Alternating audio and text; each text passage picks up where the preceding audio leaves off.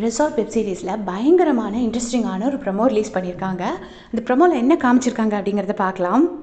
ஐஷு வந்து வெற்றியை பார்த்து உனக்கு கிட்டார் வாசிக்க தெரியுமா அப்படின்னு கேட்குறாங்க. அதுக்கு வெற்றி எனக்கு தெரியாதுங்க அப்படின்னு சொன்னோடனே, சரி நீ வாசிக்கலாம் வேண்டாம், நீ வாசிக்கிற மாதிரி ஆக்ஷன் பண்ணால் மட்டும் போதும் அப்படின்னு சொல்கிறாங்க.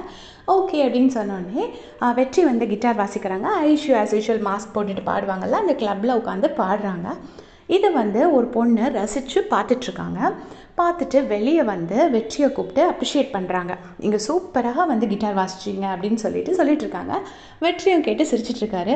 வெற்றி ரியலாகவே வாசிச்சாரா இல்லை அங்கே பேக்ரவுண்டில் ஏதாவது மியூசிக் ப்ளே பண்ணாங்களா, அதை கேட்டு அந்த பொண்ணு ஏமாந்தாங்களாங்கிறது நமக்கு தெரியாது. சொல்லிட்டு இருக்கும்போது அங்கே இருந்துட்டு ஐஷு வராங்க. ஐஷு வந்து பார்த்துட்டு ஹே நீயா அப்படின்னு சொல்லிட்டு 2 பேரும் ஹக் பண்ணிக்கிட்டாங்க.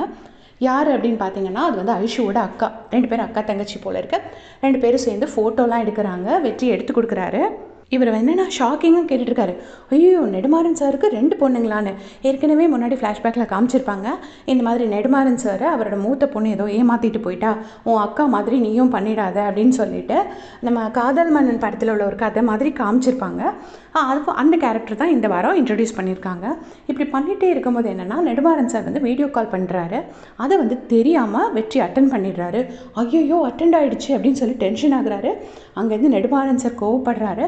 அதோடு இந்த ப்ரமோவை முடிச்சிருக்காங்க. ஸோ அவர் இந்த வீடியோ கால் வழியாகவே இவங்களை பார்த்துட்டாரா, யாரை ஐஷுவையும் அவங்க அக்காவையும் பார்த்துட்டாரா இல்லையா அப்படிங்கிறது நமக்கு தெரியாது. ஏன்னா எனக்கு தெரிஞ்சு ஐஷுவோட அக்கா ஏதோ ஒரு தப்பு பண்ணியிருக்காங்க. அதாவது மேபி இவங்க வந்து ஷெஃப் ஆக சொல்லி அவங்க ஷெஃப் ஆகாமல் வேறு ப்ரொஃபஷனுக்கு போயிருக்கலாம், இல்லை வேறு யாராச்சும் லவ் பண்ணி ஓடி போயிருந்திருக்கலாம். அதனால நெடுமாறன் சார் அந்த பொண்ணை வீட்டை விட்டு ஒதுக்கி வச்சுருக்காங்க. இப்போ அந்த பொண்ணோட கேரக்டர் தான் திருப்பி ரீஇன்ட்ரோடியூஸ் பண்ணியிருக்காங்க. இந்த சீரீஸில் பார்த்தீங்கன்னா எவ்ரி வீக் ஒரு நியூ கேரக்டர் கொண்டு வராங்க. சீரீஸாக ரொம்ப இன்ட்ரெஸ்டிங்காக கொண்டு போயிட்டுருக்காங்க. உங்களுக்கும் அதே மாதிரி தோணுச்சுன்னா மறக்காம கமெண்ட் செக்ஷனில் சொல்லுங்கள். தேங்க்ஸ் ஃபார் வாட்சிங்.